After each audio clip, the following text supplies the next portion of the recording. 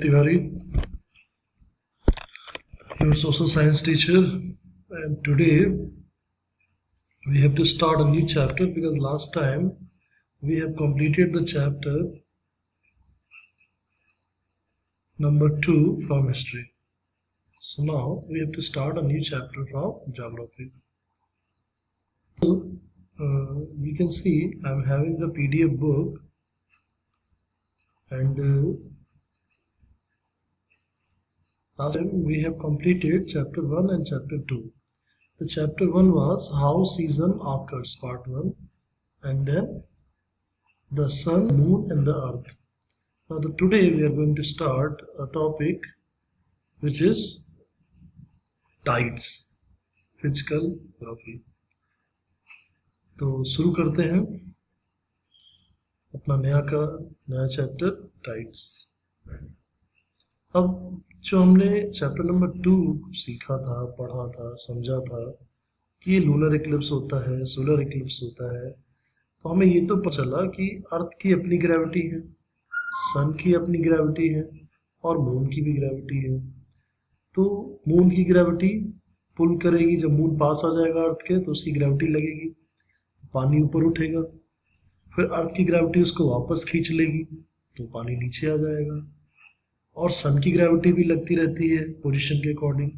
तो ये जो ग्रेविटी दो सेलेस्टियल बॉडीज की लग रही है अर्थ के ऊपर, कभी मून की कभी सन की, और इस वजह से जो रिदमिक राइज एंड फॉल है उसको हम कहते हैं टाइड्स, और ये ओशनिक वाटर में होता रहता है। तो अपने चैप्टर का नाम ही है टाइड्स। अब देखते हैं कि इसके बारे में क्या होता है। बता रहे हैं कि देखिए दो फोटोग्राफ है, 3.1A और 3.1B। दोनों पिक्चर्स में फर्क है। Do the above photograph show the same place और डिफरेंट प्लेसेस? तो आपको क्या लग रहा है? मुझे तो सेम लग रहा है। Observe and note the spread of water seen in the both the photographs. Water किस में ज्यादा है? सेकेंड वाले पिक्चर में ज्यादा है। And what is a natural event called? अभी नेचुरल इवेंट क्या है? कहीं पे पानी आ गया है तो पानी का रिदमिक राइज हुआ है टाइड से। अब यहाँ पे बता रहे हैं कि देखिए इस पिक्चर में क्या हो रहा है कि both the photograph show the same place. दोनों ही फोटोग्राफ की ही जगह की हैं, दोनों फोटोग्राफ एक ही जगह की हैं और कुछ समय के अंतराल पे फोटो ली गई है। अब if stay near the coast for some time, you will realize that sea water is sometime very close to the coast. Figure 3.1. While at the time it is far away from the coast. We call these movements of the sea water tides. Barring a few exceptions, all the coast on the earth experience tides. High and low tides are natural phenomena. Let us try to understand the scientific reason behind the natural events. Tides are movement of sea water occurring daily and regularly. The level of sea water changes after a specific period of time. After every 12 hours and 25 minutes, a cycle of high tide and low tide gets completed. अब question ये आता है कि ये इतनी घंटे में क्यों होता है 12 hours 5 minutes? तो जो हमारा मून है उसको जो टाइम लगता है हमारी अर्थ का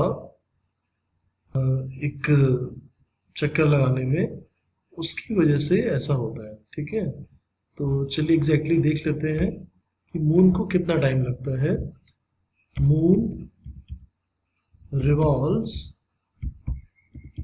अराउंड अर्थ,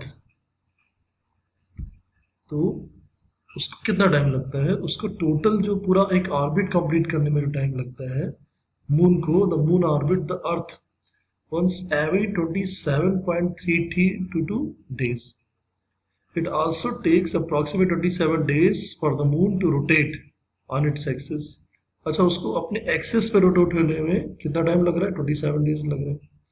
लेकिन रिवॉल्यूशन का जो टाइम होगा वो अलग होगा। वो यहाँ पे इन्होंने दिया है कि नहीं दिया है। हम इस बात को पता लगाने की कोशिश कर रहे थे कि भाई टाइड्स जो है वो 12 hours 25 minutes के बाद ही क्यों आती है। तो उसका आंसर ये होगा कि फ्रीक्वेंसी ऑफ टाइड्स इसका रीजन है the lunar day unlike a 24 hours solar day a lunar day lasts 24 hours and 50 minutes the occurs because the moon revolves around the earth in the same direction that the earth rotates यानी जितना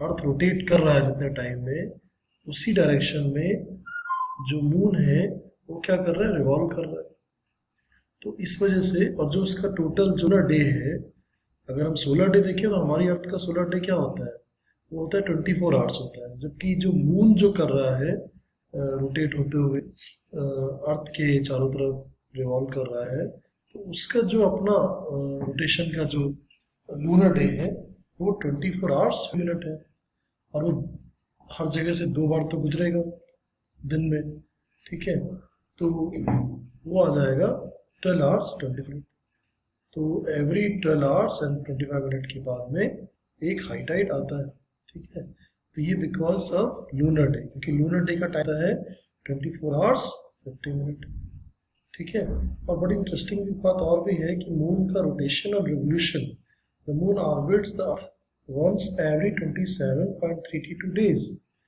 It also takes approximately 27 days for the moon to rotate on its axis.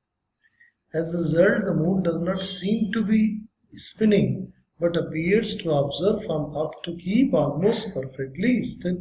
Scientists call this synchronous rotation.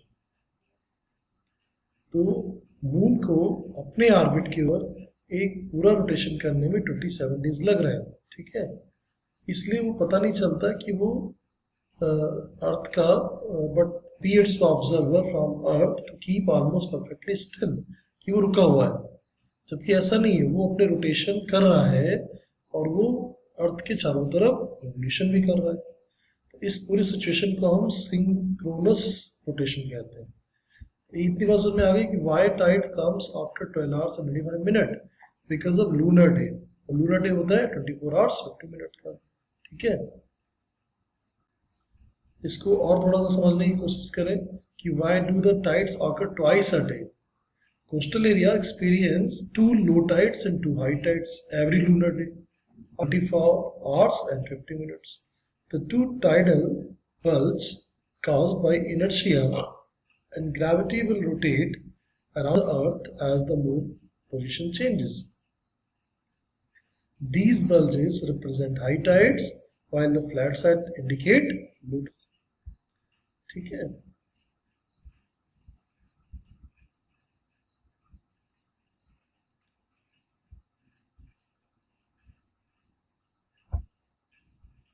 अब rise और fall क्यों होता है पानी का तो टाइड्स क्या है it's a rhythmic rise and fall of oceanic water sea water अब tides are the rise and fall of the sea level caused by combined effect of the gravitational forces exerted by the moon and sun and the rotation of the earth ठीक है इस वजह से ऐसा होता है तो हमने इतनी बेसिक बात समझ ली है कि टाइड्स 2 बार तो आते ही हैं और जैसा आपकी बुक में बताया गया है कि the level of sea water changes after a specified period of time after every 12 hours and 25 minutes a cycle of high tide and low tide gets completed और ये क्यों हो रहा है because of lunar day ठीक है the regularly occurring event appears to be quite simple and natural however it is directly related to the sun the moon and the earth and the gravitational and centrifugal forces that interact with them तो ये इन तीनों के उसकी वजह से हो रहा है जो सेंट्रीफ्यूगल फोर्स है जो ग्रेविटेशनल फोर्स है अब कुछ ऐसे करके दिखाते हैं इन्होंने एक एक्टिविटी बताई है कि आप एक छोटा सा पत्थर लें या फिर एक चाक का पीस ले लें और उसको अपनी नोटबुक पे रख दें और and move the notebook from left to right with the same force उसको left to right same force से घुमाएं तो देखेंगे आप कि क्या होगा कि जो उन्होंने उसको बाद में एक्सप्लेन किया है कि नहीं किया है तो इसमें ये होगा कि चाक नहीं गिरेगी और ऐसा इसलिए होगा क्योंकि उसके ऊपर एक फोर्स लग रहा है। इसी को उन्होंने दूसरा एक तरीका बताया कि take a water in a small container which has a handle. See what happens if the container is swirled around with force. अब एक कंटेनर में पानी है, बाल्टी में, छोटी सी बाल्टी है, मिल्क कंटेनर है, पानी रख लिया और उसमें कोई ऊपर हमने लिड यानी ढक्कन नहीं लगाया। अब उसको हम घुमाएंगे तेजी से, तो जब घुमाएंगे तो जो पानी है वो नीचे नहीं गिरेगा। अब वो ऐसा इसलिए कि सेंट्रीफ्यूगल फोर्स लग गया। ठीक है। Take a half glass of water, slowly move the glass one direction in circular fashion. Observe what happens to the water. In which activities did you find that centrifugal and rotational force was great? ठीक है। एक दो और उन्होंने example दिए कि observe what happens if a girl, sorry, if you will are carrying around a finger. एक girl है और वो whirling कर रही है, carrying को घुमा रही है। या एक बॉय है जो एक गिलास को घुमा रहा, उसमें भरा हुआ है। ठीक है। अब ये जो सेंट्रीफ्यूगल फोर्स है इसको ये समझा रहे हैं कि क्या चीज़ है ये। तो इसके लिए पहले तो उन्होंने ढेर सारी एक्टिविटी बता दी। ठीक है। उसके बाद अब ये बता दिया कि अब आपको जो एक्टिविटी बताई गई थी उसका क्या इफेक्ट हुआ। In which direction did the piece of chalk fall. अब जो पहला वाला एक्सपेरिमेंट जो आप करेंगे, तो अगर आप उसको नॉर्मल वे में घुमाएंगे तो चॉक नहीं गिरेगी। ठीक है। नॉर्मल उसको लेफ्ट राइट किया, लेकिन अगर आप थोड़ा सा स्पीड बढ़ाएंगे, ठीक है, when you move the notebook from left to right with some force और थोड़ा फास्ट करेंगे तो क्या होगा, वो चाक गिर जाएगी। वो चाक गिरेगी तो किस डायरेक्शन में गिरेगी। ठीक है।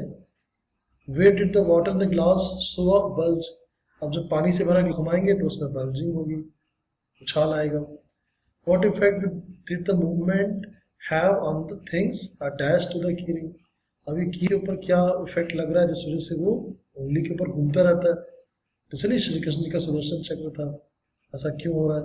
What happened to the water in the container and the mixer. अगर आप पानी से भरा कंटेनर घुमाते हैं तो क्या होता है, तो पानी नहीं गिरता। Which force could be operating in the activities listed above. एक ही फोर्स है, सेंट्रीफ्यूगल फोर्स, और कहीं कहीं पे ग्रेविटेशनल फोर्स भी लगा। ठीक है। तो हमें ये फोर्सेस डिस्कस करने हैं, अब इनको हम नेक्स्ट टाइम डिस्कस करेंगे। फिर एक्टिविटीज़ को देखिए, अगर पॉसिबल हो तो कोशिश करके देखिए कि पानी से भरा ग्लास आप टेबल पर रख के घुमाइए, फिर देखिए क्या होता है। थोड़ा खाली भी होना चाहिए तो उससे बल्जिंग होगी, डिफ्लेक्शन होगा। की रिंग को घुमा के देखिए तो वो नहीं गिर रही है, ठीक, घूमती रहती है आपके फिंगर के ऊपर एक ही जगह पे। ठीक है। आगे पीछे मूव होगी। और एक कौन सी एक्टिविटी थी कि चाक को रख के देखिए बुक के ऊपर और देखिए स्पीड में घुमा के वो गिरेगी कि नहीं, लेफ्ट राइट करके। ठीक है।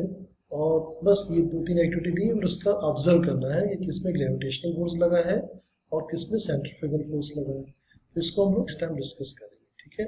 Okay, take care, thank you so much.